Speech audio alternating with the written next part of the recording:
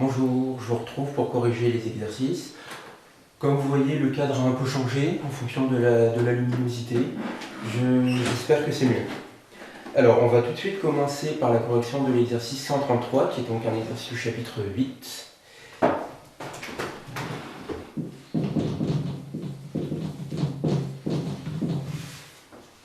Alors, la première question, elle est très classique.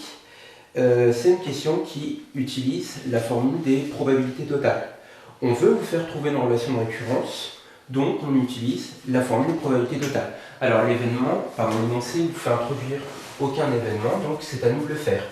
Alors, petit 1, donc on introduit l'événement, grand Pn, donc il fume le jour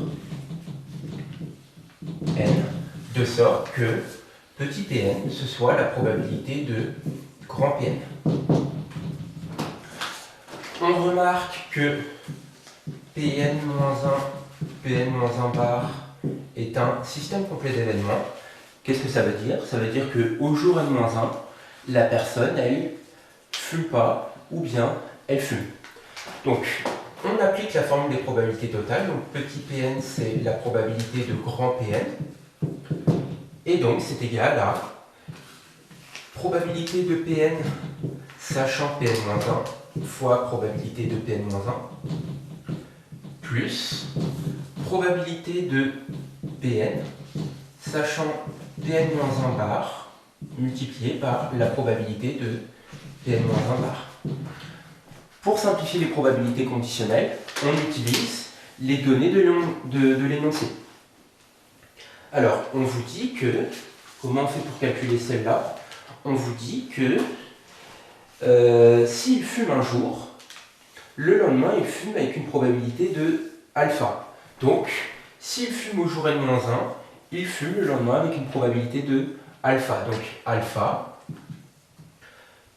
P de Pn-1, c'est par définition petit Pn-1, plus. Alors, que vaut cette probabilité? On vous dit que s'il réussit, donc deuxième phrase de l'énoncé, à ne pas fumer un jour, il ne fume pas, il reste motivé et ne fume qu'avec une probabilité de 1/4. Donc attention à bien comprendre l'énoncé, cette probabilité-là vaut donc 1/4. P de Pn-1 bar, c'est l'événement contraire, donc c'est 1 moins Pn-1. On n'a plus qu'à développer, ça nous donne alpha moins 1/4 facteur de Pn-1 plus 1/4. Voilà la relation de récurrence donnée qui était demandée par l'énoncé. Alors, on va rédiger la question 2.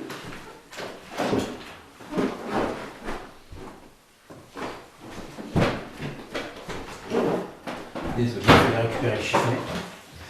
La question 2, c'est une récurrence. Alors, faites attention, vous reconnaissez sûrement ici une suite arithmético-géométrique. Effectivement, c'est une suite arithmético-géométrique. L'énoncé ne vous demande pas de donner l'expression explicite, mais il vous demande autre chose. Adaptez-vous.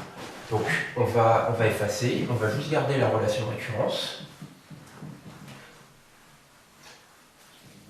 Et donc, on introduit, donc question 2, on introduit la proposition petit Pn égale alpha moins 1 puissance n facteur de P0 plus 1/4 fois la somme de 0 à n-1 des alpha moins 1/4 puissance k. Pour rédiger une récurrence, c'est classique, on initialise. Alors, initialisation. Donc, d'une part,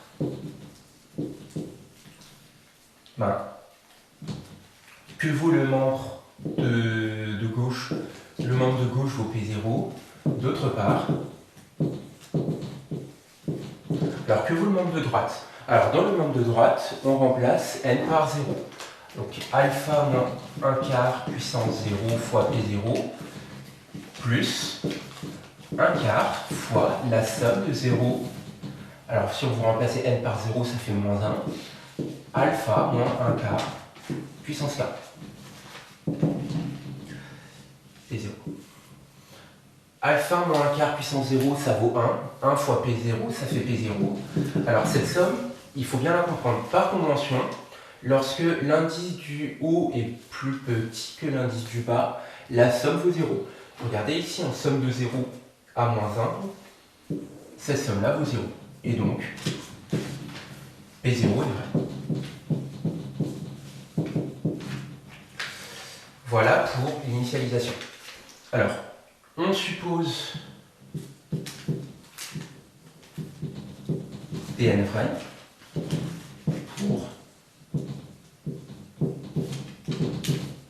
entier naturel n. Montrons que Pn plus 1 est vrai.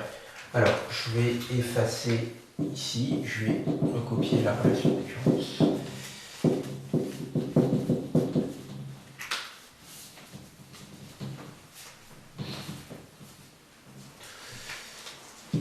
Montrons que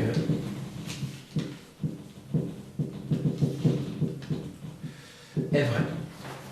Alors, qu'est-ce que c'est que Pn plus 1? Eh bien, Pn plus 1, on reprend la relation de récurrence que l'on vient de trouver, c'est donc alpha moins 1 quart Pn plus 1 quart.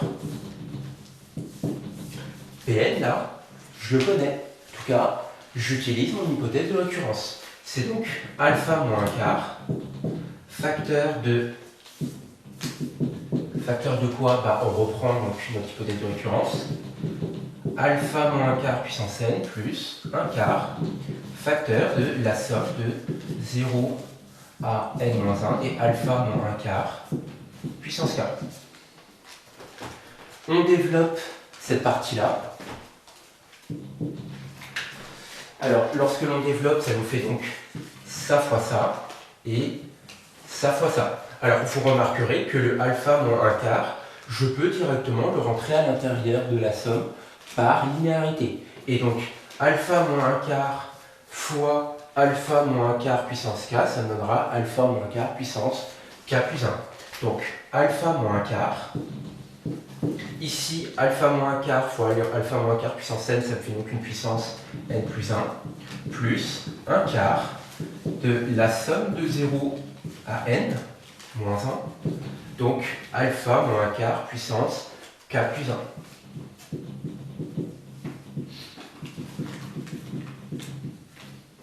Alors, c'est presque fini.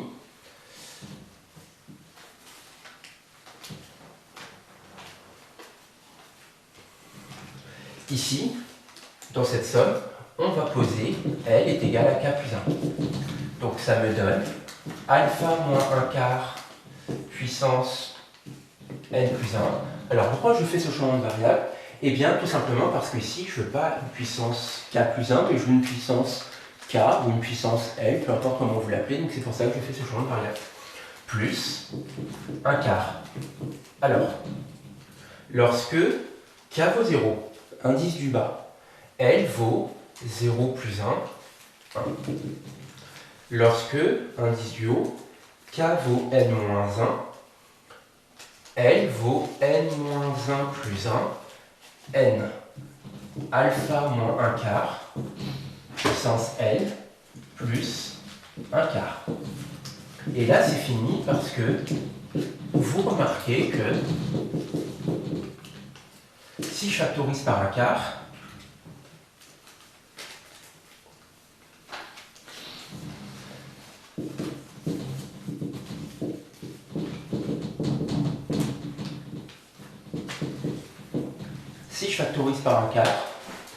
ça, le 1 qui est là, qui est issu de la factorisation par un quart, c'est alpha moins 1 quart puissance 0. Et donc après, ce terme-là, c'est le terme qui correspond à L qui est égal à 0 que j'incorpore dans la somme. Et donc ça me fait finalement alpha moins 1 quart puissance n plus 1 plus 1 quart facteur de la somme de 0 à n des alpha moins 1 quart puissance n. Donc Pn plus 1 est vrai, et donc cela termine la récurrence.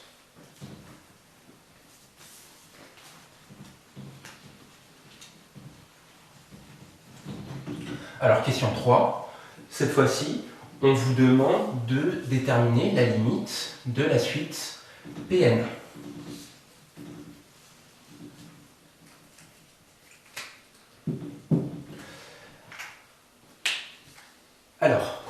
déterminer cette limite. Donc on reprend l'expression de Pn qu'on a trouvée à la question précédente. Plus un quart de la somme de 0 à n-1 d alpha moins un quart puissance k. Alors première remarque, c'est que alpha est compris entre 0 et 1. Ça c'est l'énoncé qui vous le dit. Donc alpha moins un quart, il est compris dans l'intervalle moins 1, 1. Pourquoi je dis ça? Eh bien, tout simplement parce que, qu'est-ce que j'ai? J'ai la limite, lorsque n tend vers l'infini, de alpha moins un quart puissance n fois P0 qui est égal à 0. C'est un résultat de courbe, parce que la raison Q est comprise entre moins 1 et 1 strictement, Q puissance n tend vers 0. On n'a plus qu'à déterminer la limite de cette somme.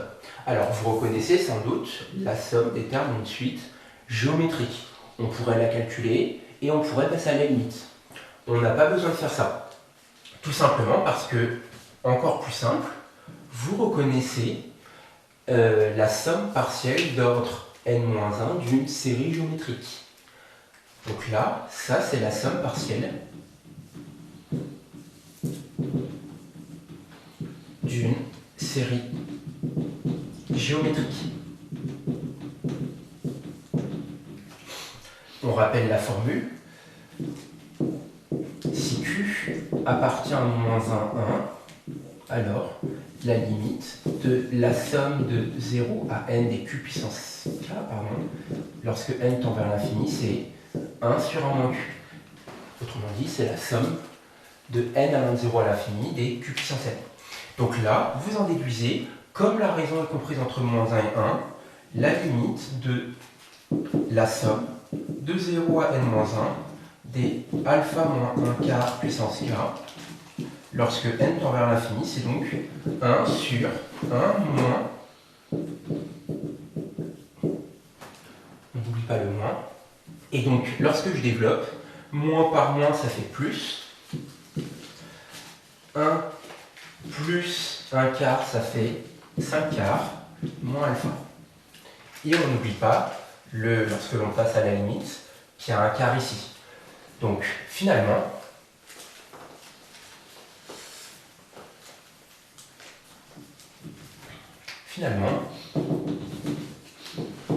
la limite de Pn, c'est quoi? C'est 0 plus